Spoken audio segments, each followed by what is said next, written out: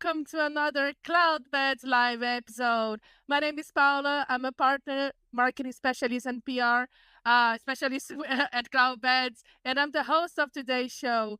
And in case this is your first time with us, we host a live show here on LinkedIn every month. Where I get to chat with renowned industry professionals. I am that lucky. Yes, all the episodes are recorded and you can find the previous episodes on our website, cloudbeds.com, under resources and videos. We've had amazing guests and great conversations so far. Last episode was about diversity in hospitality. It's a really must-see episode. So yeah, if you missed any of the previous episodes, go to our website and check them out. Of course, you're not going to do it right now because right now you're going to be here with us. And today's episode is a good mix of hotel management and music. So, hey, Mr. DJ, put the record on because today's special guest is the only one and only Rupesh Patel, hotel owner, investor, hotelier, hospitality influencer, and DJ and producer. So welcome to the show, Rupesh.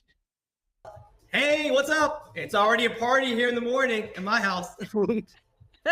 Yeah, well, we are expecting a lot of music here and a lot of rhythm in this conversation. So again, thank you so much, Rupesh, for having the time to talk to us. It's always a pleasure to talk to you. And I can see that people are already joining us and saying hello. So let me say hello to Amy, hello to Fabio in Brazil, hello to Karina as well. If you're watching the show live, please interact with us. Write your questions, your comments, say where you're watching the show. Interact with us. Both me and Rupesh, we love interaction. And Rupesh, I really wish we had a conversation in person because we could enjoy this chat while enjoying a pizza. Because I heard pizza is your favorite food, right? So what is your favorite pizza flavor? Rupesh? Right now I'm on the vegetarian kick. I just love a good veggie pizza, thin crust, homemade sauce, fresh mozzarella, all of those things. Oh, that sounds yummy. And yeah, if you're watching the show, let us know your favorite flavor pizza. Why not? More people are joining us, so let me say hello to them. Thanks everybody for joining. I really appreciate it. Have a hello from Spain here as well. So let me just give you a really quick background to our audience about our connection, Rupesh, because I feel like I it's something that I want to do, not that I need to do, but I really want to do. So I just want everybody to know that Rupesh was one of the first people that ever talked to me in the hospitality industry when I started doing interviews, and it was like 2020, and I was so shy. And I could not even I didn't dare to even record a podcast or live show, like no way.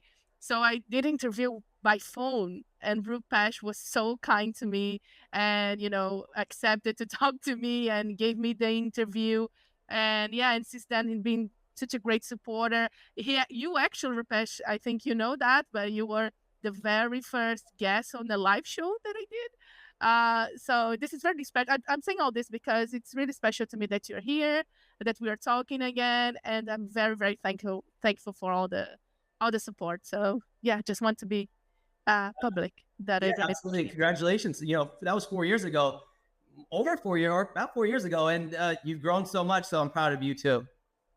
Thank you so much. But yeah, the show is not about me. It's about hotel management and the hotel ownership as well. So let's get started because we have a lot to cover here. And again, thanks everybody for saying hello. We have a hello watching from Peru. Thank you so much. Indonesia. It's so global, Rupesh. I love this. Malaysia. Yeah, I mean, everybody. Hello. So let's get this started. And let me starting by asking you, Rupesh, this. What is your top challenge, or more than one probably, as a hotel owner? As a hotel owner, we have over a dozen hotels now, and it's a lot of different challenges that we have currently, especially through 2024, and we've had these challenges since prior to COVID. It's taxes have gone up, our property taxes have gone up, insurance has gone up. Inflation is just killing hotels because everything has gone up as far as just cost of supplies. I think our biggest challenge right now is labor. Finding that qualified person to fill that position and then stick around has been a major challenge for most hoteliers, especially. Yeah. Yeah, no, I see it. It's still a global thing. Like, I mean, we hear it in UK as well, even here South America. And do you think I mean, I think you mentioned both. I think the challenge to find the talent, but also to retain the talent, right? And I think, do you have any? Since we are already talking about team and building teams and labor shortage, do you have any tip or strategy that you do when what do you look for when you're hiring? Let's talk first with the hiring process. Do you have anything specifically that you have in mind that when you think about building a team at a hotel? Yeah, their attitude is like number one. So a couple of interviews in, you'll know how this person is. And, you're not going to get it right all the time, but, we take our time. Now, before, when I used to manage the properties 15 years ago, I would just hire on anybody that was breathing, basically, because we were so desperate. And, when you're desperate, you bring on folks that don't align with your hotel just because you're so desperate. But eventually it doesn't work out. Eventually it hurts other things like your revenue, your reviews, other staff members, your guests. And so now we really are patient and take our time to kind of fill those positions in any position, because I think that is a key for us as far as finding that right person. But yeah, being patient is very, very important. Also, when you're hiring, we have this process where it's not just one-time email, but it's going back and forth, understanding that person via text or via a WhatsApp or even a FaceTime, just to understand each other before they come on and make sure that they know what they're getting into and that you know what you're getting yourself into too. So that means a lot too. So that interaction prior to them coming to actually do the first interview or even the second interview is important, because then you're going to know their communication skills. Are they quick on responding? Are they responding with the right verbiage? A lot of those things, right? So we take our time and make sure that we have that right person now. Yeah. Interesting that you mentioned like back in the day, like you used to, like many people used to hire very fast. And I see that when I was working, at least it was like that, because it's not that we can. A hotel is something that is 24/7, and so if you're missing someone, it really can be a big problem, especially Yeah. because it's service. So you have all this stress of finding fast someone instead of finding the right person. So I really like that you point that out, because I think a lot of hoteliers make that mistake. I see as a mistake of just trying to fill out as fast as they can instead of really making sure that it's the right person. But then I'm gonna give me the next question, the follow-up question, Rupesh. Once you hire, one other thing that I see is that a lack of training, of onboarding of some sort. Like I see a lot of employees, hotel employees, just do it. Yeah. That can be very stressful for the person that is just coming in. So do you have any also another tips or to make this onboarding or this process a little bit better, a better experience for the employee, so that probably will impact you and how you retain the talent? Yeah, as a good leader, you're going to hire that person, that qualified person, but then also go in and do ongoing coaching and training, which is very important, because a lot of times you're the warm body, you get thrown into the front desk and you don't know what you're doing. And then guests get upset. Your team members get upset because they're like, this person just got thrown in. But if we spent the right time with that individual to train them properly, make sure they understand your policies, maybe understand the system, they understand how you operate this hotel compared to the hotel that they've worked in the past. Because I know a lot of times we used to hire people that had hotel experience, but they would bring those bad habits from that other hotel into our hotel, and then it would kind of mess up our, our that synchronization that we already had. And so, yeah, just ongoing trade is very important. Even one-on-one, spending 20, 30 minutes, an hour to make sure this person actually understands what they're doing is very important. Yeah. Yeah, someone is actually saying here, Emily, about onboarding. Let me just read it for everybody. Onboarding, coaching, and training are so key for employee satisfaction, for your numbers, for guest satisfaction. Yeah, I think it affects everybody in the equation when the employee is not well trained. And I really like to the point that you pointed out, like, yeah, having a previous experience doesn't mean that you don't need training, because you're gonna bring your old habits and sometimes bad habits Yeah. from previous, and I don't think people take that into account, I have to say. So Yeah, and a lot of times at a hotel, you might work at a huge hotel, 5-star hotel, but then you might come back down to like a mid-scale property that is like less than 100 rooms or 50 rooms, and they operate totally different as far as how they interact with guests, how they're what they have a budget on, what they're doing as far as a system. There's a lot of different things. So understanding that person understands your policies, how you operate, how you engage with guests, how you engage with your team members. It's different, right, than that big hotel that you might have had like 50 people in your department. yeah, no, totally. And just for curiosity, like, your properties, are they the same, all of them the same size and style, or you have different different types? Right. So our properties are mid-scale properties on the East Coast of the United States and Bahamas. We have one boutique hotel in the Bahamas. Most of our properties are franchise brands with Hilton, Choice, and pulling up a Marriott soon. And we have I'm invested into a bunch of properties too with our friends. So it's Nice. exciting because I get to see all aspects with all these different brands and understand how they operate and what the revenues are, and just a lot of the different systems that everybody uses, which is pretty cool to understand. Yeah, yeah. And as an investor, are you positive? Is it a good time for investing overall? It's always a good time to invest because in a high period, you might get in with a group that bought a property and resold it. We've done that too. Bought a property and 6 months later, a year later, we sold it and made some money. Or same thing at a low period when the economy's down, you might buy a property that was bank owned and partner up with some people and sell it for a lot more, or just operate it for a long term hold.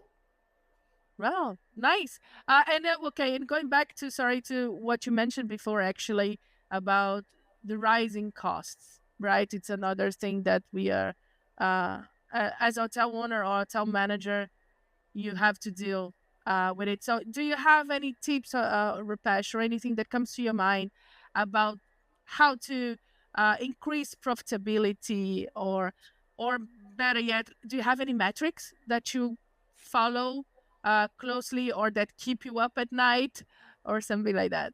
Yeah, our biggest cost is labor right now, and it continues going up because everyone wants to get paid more, right?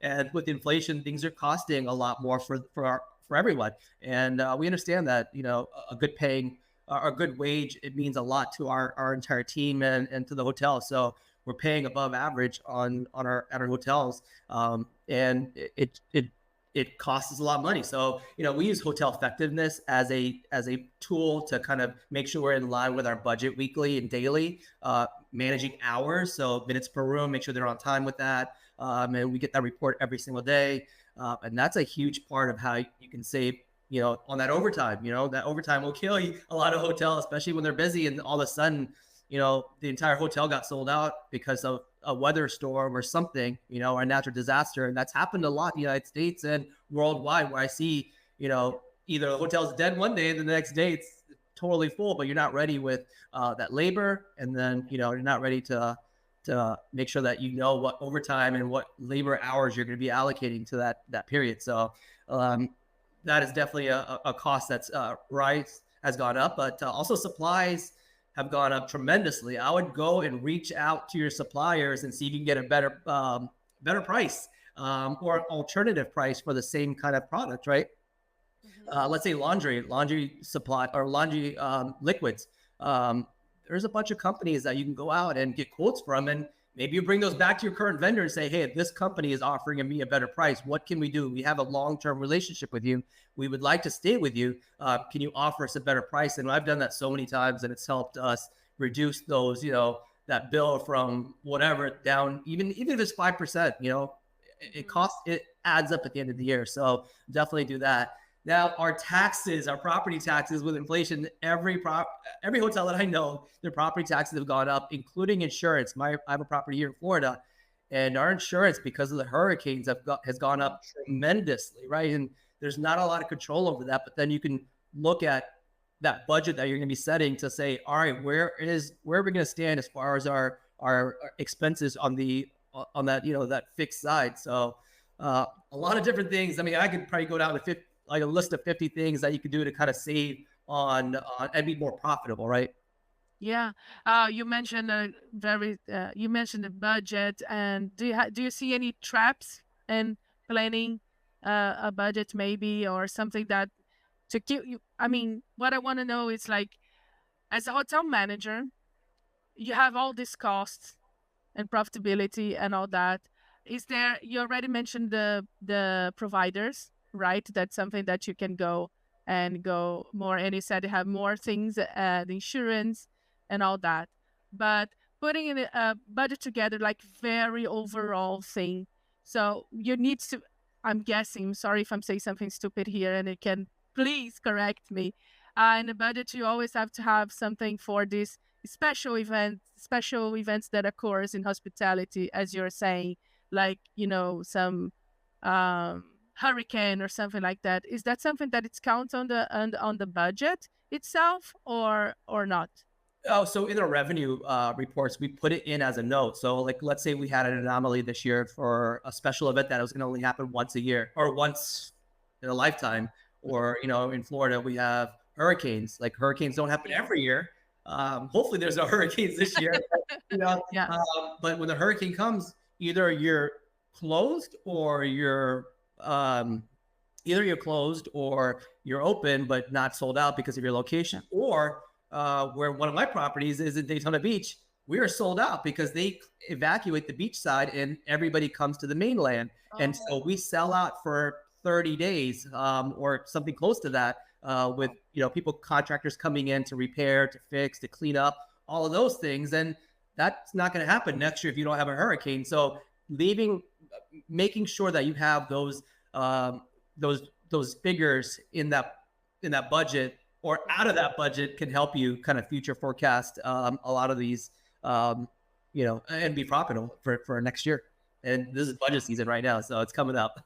Yeah. And well, in talking about hotel management in general, Rupesh, we already talked a little bit about building a team, and just going back a little bit to that and talk about communication skills, and and other skills that an employee must have as a hotel manager to be successful. I know this is not probably an easy one answer only, but a hotel manager to be successful, what do you think are the key skills, soft skills or even hard skills, that a hotel manager should have to be able to run a business efficiently? Yeah, I mean, it depends on the hotel type you have. If you have a luxury hotel, you have a lot of people under, or a bigger hotel, you have a lot of layers under you. But for our properties, our mid-scale properties under 120 rooms, we're looking for that great community. Actually, this is for everybody. A great communicator, a positive attitude, team player. This is not my job, not attitude, right?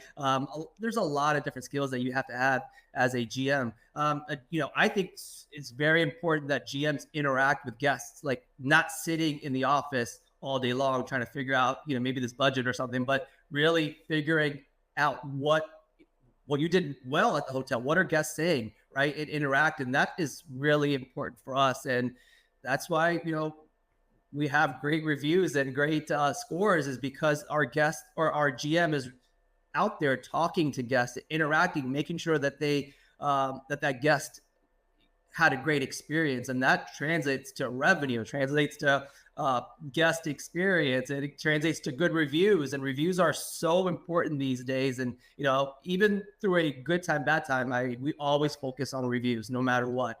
It's like going to Amazon and seeing a 3-star compared to a 5-star. Which one are you buying, right? And so we're doing this every single day. So consider that when you're thinking about your own property and how important it is, right? And so we really focus on a lot of these things as leaders and GMs to making sure that our hotel is successful, and so is our team, right? So Yeah, and I really like that you mentioned reviews and the power of reviews in the decision making. I mean, we trust reviews more than recommendations sometimes, depending on who is recommending to you. And I still think it's something that's been in the industry for so long. I mean, since when I was working, like 10 years ago, 15 years ago, we already have reviews, like especially like booking.com, TripAdvisor and all that. And it was like so scary. But what I think I still see is that managers, they see the review, but they still don't know what to do with it. Like, I mean, they read it, and if it's something negative, they probably, what I see, and they can correct me if I'm wrong, they go to the person that is involved or whatever, and not yell because it would be rude, but yeah, talk to them, but don't actually make strategy. They don't actually act on it. So I would like to understand from you, Rupesh. Do you have any strategies or tips from how to deal with the reviews, especially the online ones? You can say something regardless to our team, what to do with your team, but also even how to respond. I don't know if you have any insights into that, but how to respond to the reviews, because I think, yeah, it's there, but it's not being, I don't know, effectively being handled. right. So a negative review is detrimental to any hotel, because you're like, I didn't, that's not, you always like, Yeah. that's not our hotel. But sometimes it's true that guest and other guests are experiencing that issue that has not been fixed, or that one-time problem that you don't have control over. So, uh, sometimes it's like my neighbor, the person that was sleeping in the next room next to me, was smoking something or playing loud music or partying in the room, but you have no control over as a hotel besides going up to the room and saying, hey, you can't do this, right? But they still post a review that was negative. In that case, I see a lot of hotels even now not responding to every single review. I highly recommend you respond to every single review on every single channel. It is so important. It's good for marketing. It's good for customer, that guest relationship. It's loyalty that you're building. It's how to get that happy guest to come back, or even how to get that upset guest to understand that you care and that you're going to want them to come back and experience a better stay because of whatever reason, right? And so the easiest way I say right now is, if you don't know how to respond, use like an AI tool like ChatGPT.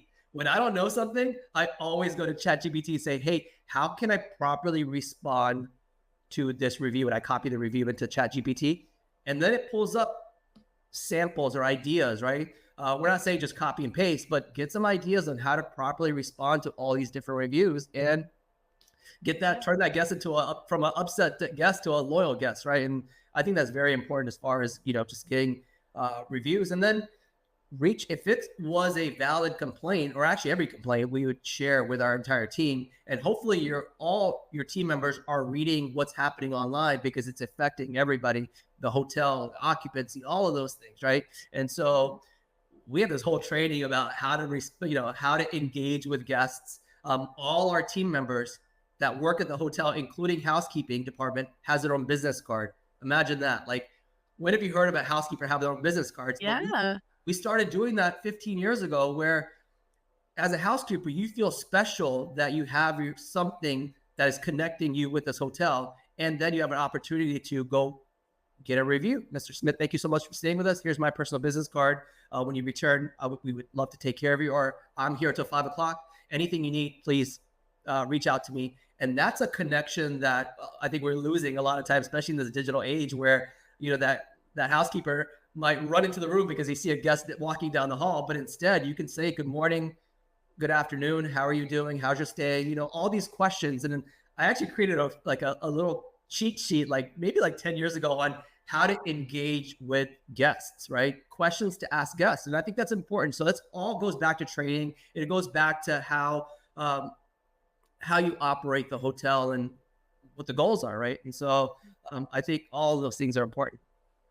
Yeah, that's awesome, Rupesh. I mean, I'm sorry we are already heading to the end of this webinar. It was really, really fast. And I see a lot of comments in the chat. So I just want to have a shout out to everybody. They are interacting with us. And we, just to wrap this up, and, before we say goodbye, you mentioned our last question. You mentioned reviews, and it's, of course, related to guest experience. So just to finish with the guest experience topic, because it's a topic that everyone, wants to learn more. I think it's the main topic in the hospitality, my humble opinion. It's what generates revenue or kills you, your business. What are you seeing now as guest experience? I'm not sure it's trends, but what guests really want? What do you think that they really appreciate? You already mentioned that you do with your staff, like this more interaction. Is this the way of the best guest experience that you can provide? I think it's based on that guest, that individual. However, I love that idea of when I check into a hotel, I get a text from the front desk that says, anything you need, text us and we'll get it right to you. It could be valet, it could be towels, soap, whatever it is. I get that direct connection with the guest or with the staff or with the front desk. And that way I feel like things are getting answered instead of going to the front desk or picking up the phone. I've never picked up the hotel phone in the last 5 years. It's been that texting communication, which is a great experience for that guest, right? And so are using the right technology at your hotel to make sure that your experience for that guest is exceptional, and then they come back, right?